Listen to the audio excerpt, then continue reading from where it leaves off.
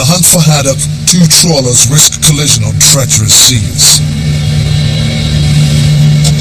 While skipper Sandy Watt struggles to catch enough fish to pay his long-suffering crew.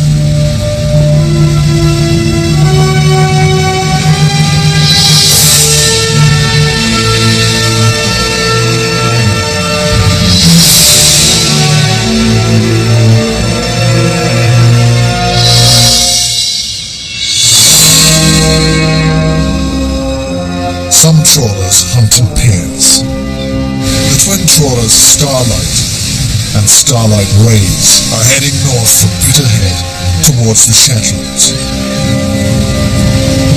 By doubling up and stretching their nets between them, pair trawlers like these can save on fuel and catch more fish.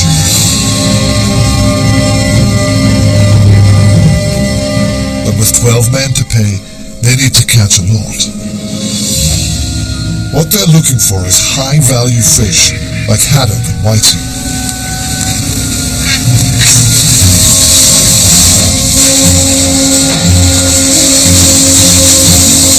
All they've caught is coley, a low-value fish. It's a worry for the skipper of Starlight Rays, James Thorse. I suppose I am disappointed at what I've got at home. But I can't let it get to me yet, because this is part and parcel of the job. Then we've got to keep searching. It's a big sea, but it's not all fish. If the pair trawlers continue to catch coley, the skippers and their crews are in trouble.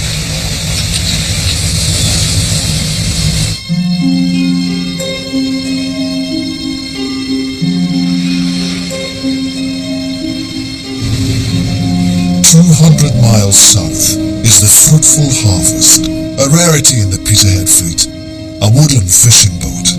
It's more than 30 years old. Skipper Sandy Watt has been a fisherman since he was 16. He follows in the footsteps of his father and grandfather. This is net deal, Will! Net deal! It's all real.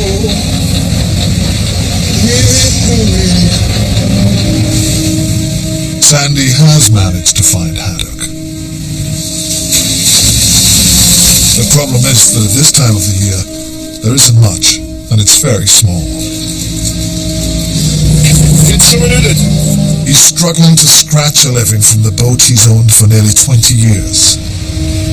Probably been attached to this vessel so long now. I mean, my goodness, I came aboard here in 1989. There's just an attachment, and this is just your second home. In fact, you spend more time here than you do in your house. There's a relaxed mood on board the Fruitful Harvest.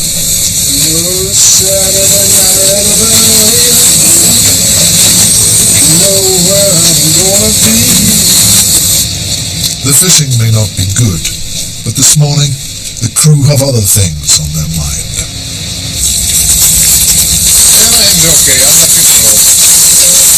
We have eggs, beans, bologna, and we have cheese sandwich and smoked sausage. Wouldn't actually think you would eat all that with a stomach that size. You eat too much of this egg, bacon, bolognas and sausages. Everything fried, no good. No, I'll have a cup of black coffee, that'll do me. As you can see, I'm watching my figure. I absolutely love the job, but I probably should have replaced the vessel a few years ago. Well, probably 10 years ago, but with not having a son coming behind me, I just felt maybe the times is actually overtaken us now, so we'll just have to stick with what we've got further till we hang up our boots. Working together, the pair trawlers take it in turns to shoot their nets.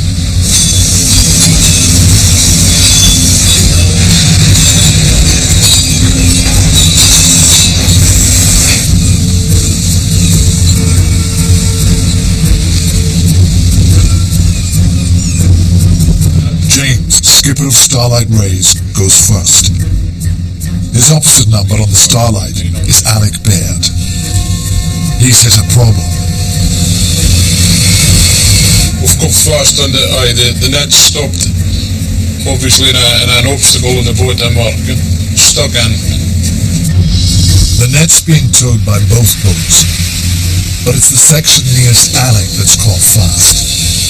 It's down to him to fix it. The skippers find the spot directly above where the gear is snagged on the sea bottom. Alec has to wind and rewind the winch to try and free the nets down below.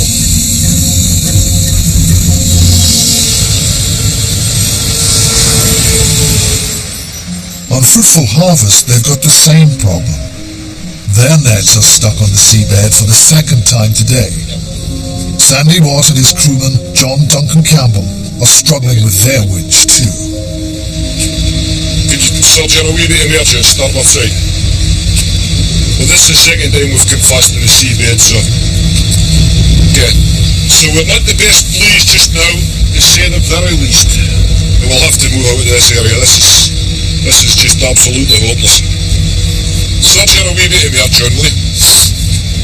I'm just quite annoyed with myself. This is just one of the better areas, and you think, well, if we go down here, we'll maybe get the same type of holes we got in the morning.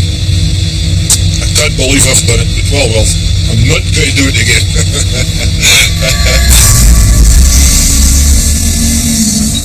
On the pair trawlers, the nets have finally been sprung from the seabed. That seems to have trumpets, so we're going to get the net back aboard, check that the net's not torn.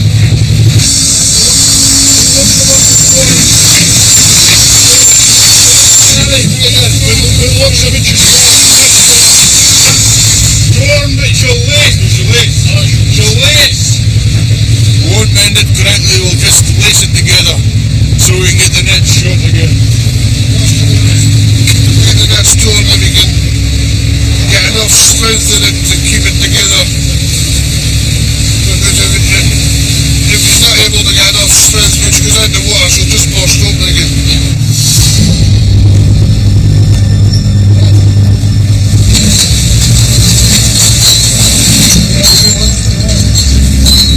Repairs to the nets have to be good. Dragged constantly over the rocky seabed, it's all too easy to lose a precious catch.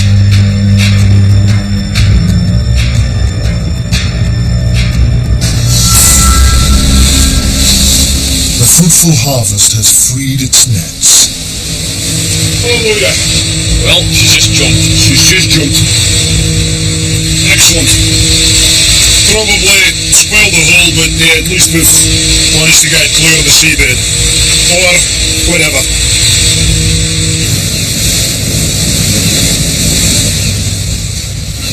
18-year-old John Duncan Campbell is the youngest crewman. He's learning the ropes from skipper Sandy. John's a rarity now. I mean, when I started to see, he was surrounded by guys. He was surrounded by Johns. But he seems to be an old head and young shoulders. And he comes from a fishing background and he's getting loads of help along the way, so it's he'll have no problem making a grade whatsoever.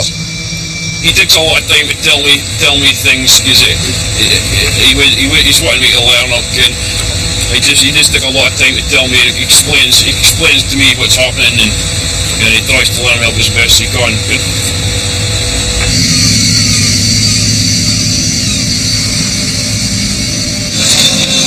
After 2 days at sea, the pair trawlers still haven't made enough money to pay the crew, let alone make a profit. Instead of catching Cody, they need to track down the elusive haddock and whiting.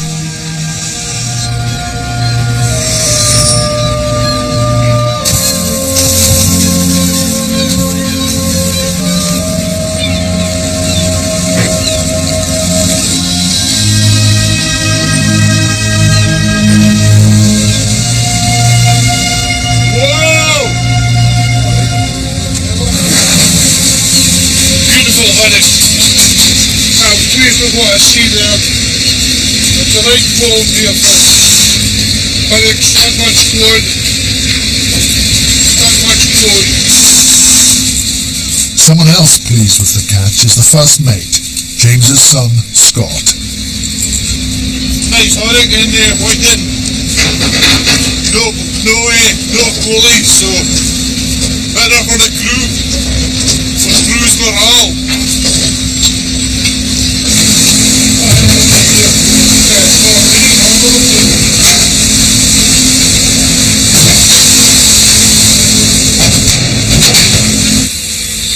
I don't think you can actually beat a good fish. Good Scottish catch fish. And this is for the crew. We're all great fish lovers here. Cooking, it's a good pastime. It takes my mind off of the pressures up here.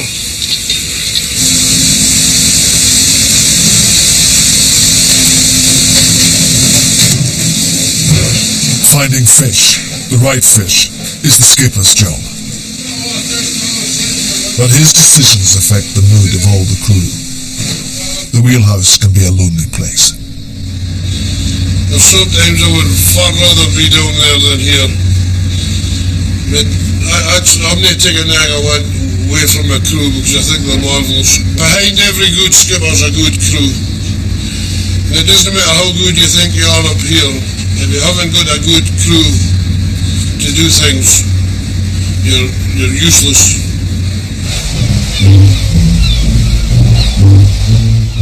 It's 6:30 in the morning. Time for Fruitful Harvest's first haul. Sandy's anxious for a good start to the day, but he'll catch nothing until the crew can bring the tailboy back on board. One end of the net is attached to the tailboy. If they fail to retrieve it, the net will stay on the sea bottom. Hooking the buoy demands precise coordination between John in the stern and Sandy in the wheelhouse.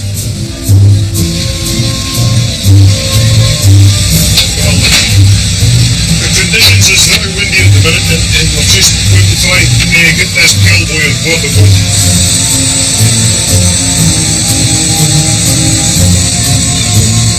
Needless to say, we're now facing into the sun. Can't see the tailboy, but can see the sun, and we're not looking good. And we're wondering what the skipper's planning if we miss this one. John has just one chance to throw the hook each time that Sandy passes the buoy. Boy, get something I say! Clear now! You've got a squall coming towards you. Under the glare of the sun. Listen to the screams if you listen. Oh dear. No! It's sick! I didn't believe this!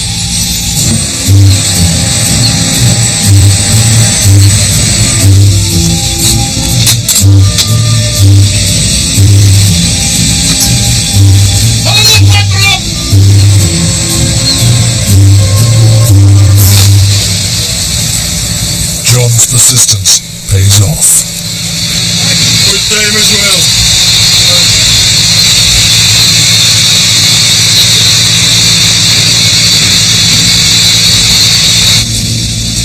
Hallelujah.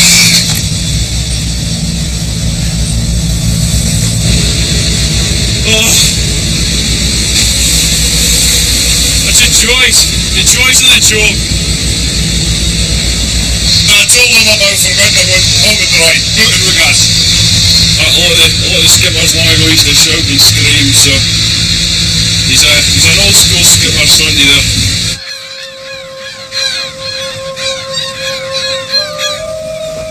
On the pair trawlers, the lucky streak has run out, and they can't find enough haddock. It's Cody that's been filling the nets again. With every haul, the skippers are hoping against hope their luck will change. Alex Mullen's net. Don't see no sign of the podium yet. Just waiting to see if there's any fish to shoot what with. The last thing the crew need is more Coley. What they want is haddock.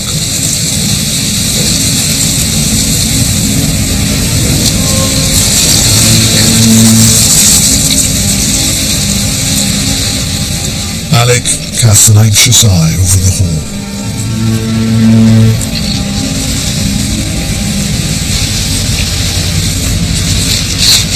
Is that haddock?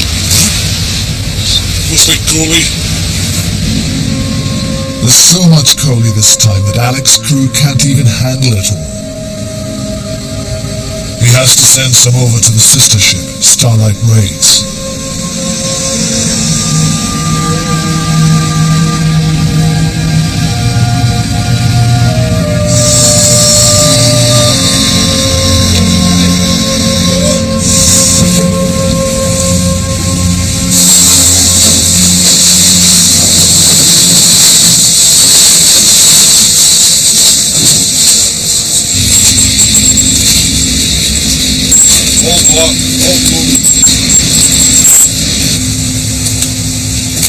Coley markets for a quarter of the price of haddock. Worse still, the legal quotas don't allow them to catch much of it. For James, the economics don't make sense. He feels there's no alternative but to dump much of the fish back into the sea, dead. That's devastating for us. This is a sign of the job, and I'll never be able to handle it. I come out here to catch fish, and throwing a Barclays or something, because everyone's dead. Everyone going to the seawater. I just can't see any sense in this.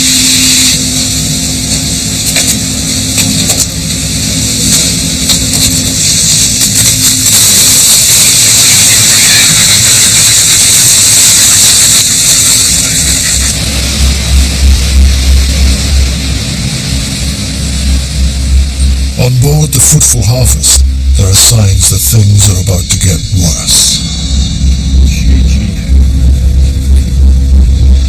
There's just an unbelievable swell, and it is very, very, very uncomfortable. I mean, this is, well, as you can see, you have to hold on. You can't let go with one hand without catching hold with the other, and it's just absolutely murder. This is what I like to call a hands and knee job. Because most of the day, you're crawling about in your hands and knees.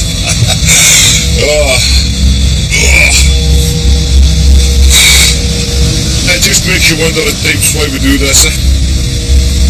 Just in the anticipation that we might get some good fish when we haul.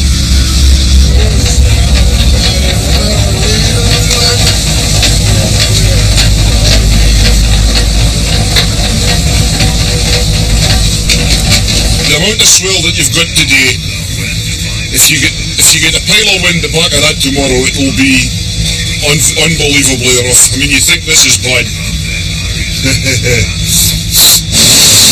A big swell usually means stormy weather to follow. Sandy will either have to brave the coming storms or take the boat back home half full.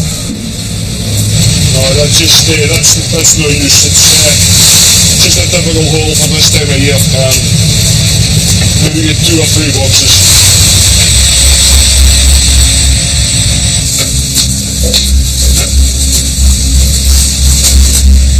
I feel a wee bit neat inside.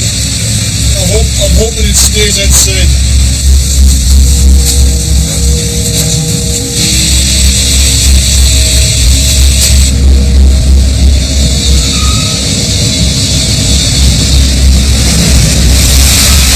Bad weather's reached the pair trawlers, but their crews are still working. They'll be lucky to get 3 hours sleep tonight.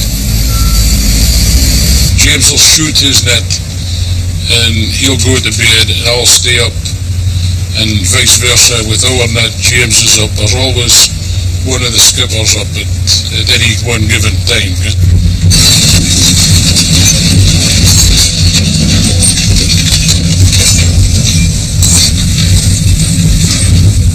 It's nearly midnight. starlight rays shoots her nets. James is taking a risk. He's going back to the spot where he snagged his nets before. It's the sort of rough seabed that the best quality haddock love. If his nets hold out, this could be a big payday for the crew.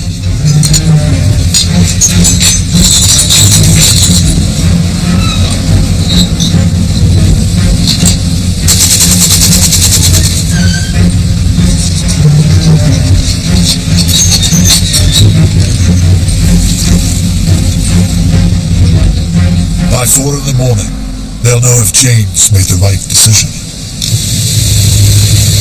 Southerly becoming cyclonic 4 or 5, occasionally 6 in northeast quality. Occasional rain, moderate or good, occasionally poor. Bill Fisher, That's not a good forecast. 7 to severe gale 9, perhaps storm 10. Hello, boys. There's bad news and there's very bad news. What's the bad news first? Well, the bad news is, Sander, we haven't got enough fish to go home with. And the very bad news is, the shipping forecast is 7 to 9, easterly.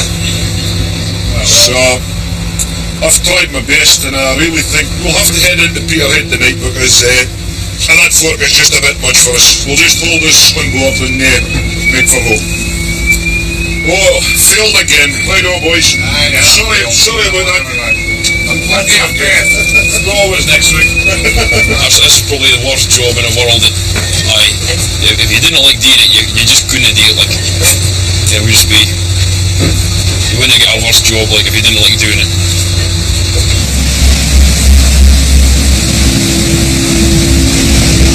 4 hours after shooting the nets, the crew of the Starlight Rays are about to haul in.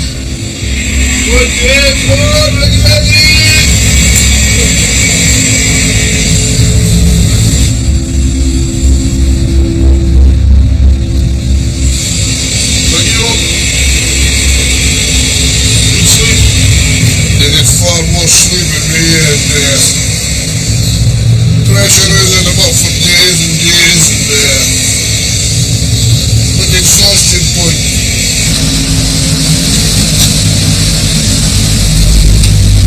James is about to find out if his gamble of fishing over the same grounds has paid off.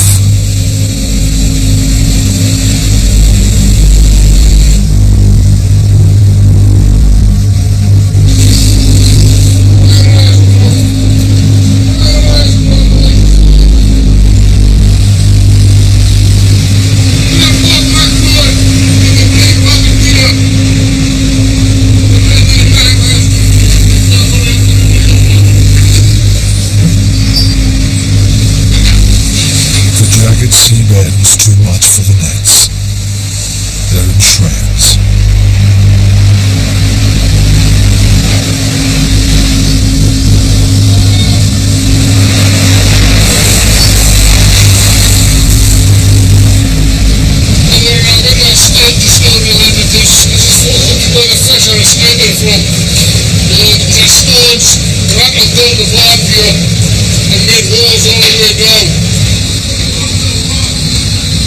Lost everything. Lost everything.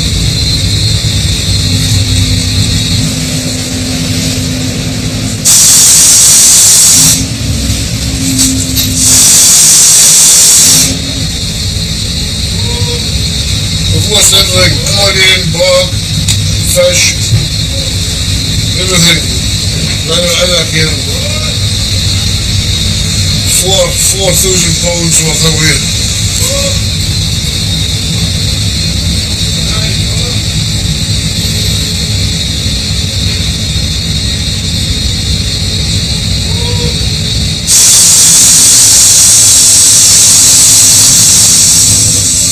The only fish left in the ruined nets is Coley, known to the fishermen as Black.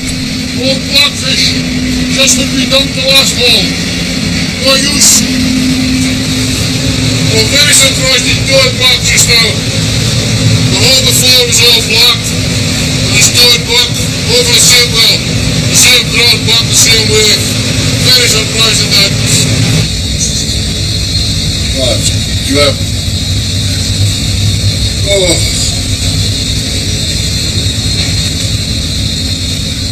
It's all wasted. Fuel. Time. All gone for nothing. Not pay for that one, I'm afraid. But that's what you do when you come here. You put your trust in the skipper, hoping that he makes the right decisions. Up to now, he's made the right decisions, but it seems that this one was the wrong decision.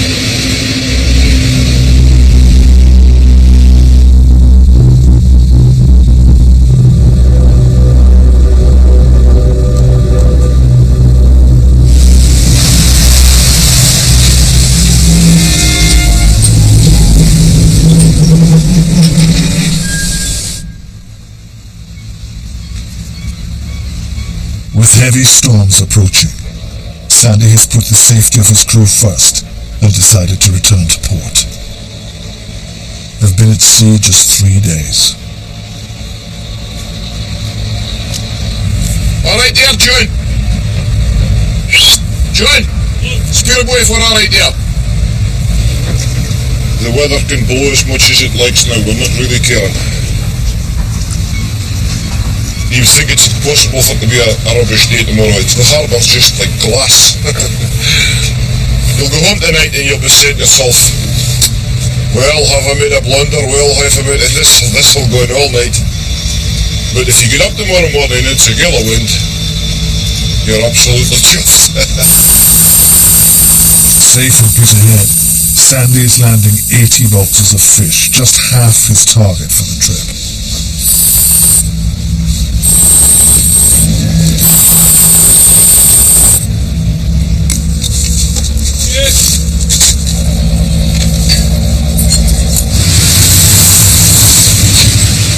The night's not over for James and his crew on Starlight Rays. With their own net destroyed, their only option is to take another from Starlight. Stern to stern, and just meters from each other in heavy seas. It's a delicate operation for the skippers.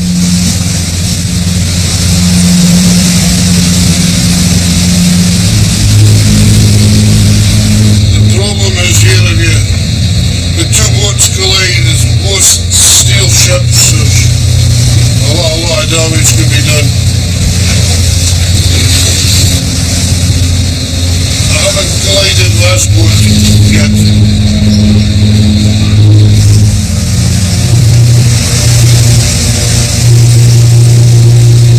See if I can give a crew some sleep. Looking at getting a bit wearisome now.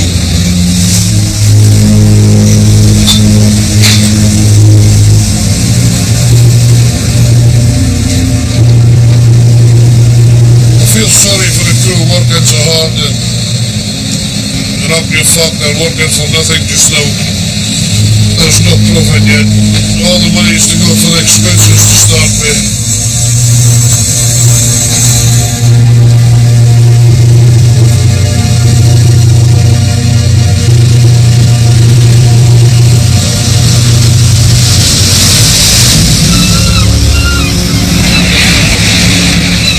Next morning in Peterhead, it's clear that Sandy made the right decision. Fruitful Harvest has brought meager pickings from the sea this time. But they'll have to live with that until the weather and the fishing improve.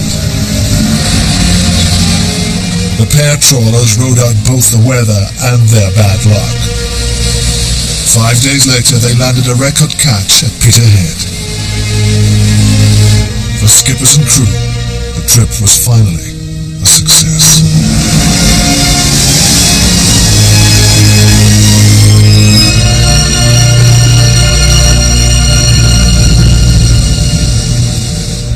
Next time on Trawlermen, the largest boat in the Scottish fleet sets out on her maiden voyage, and skipper James Buchan takes the renown to fish in a place called the Graveyard.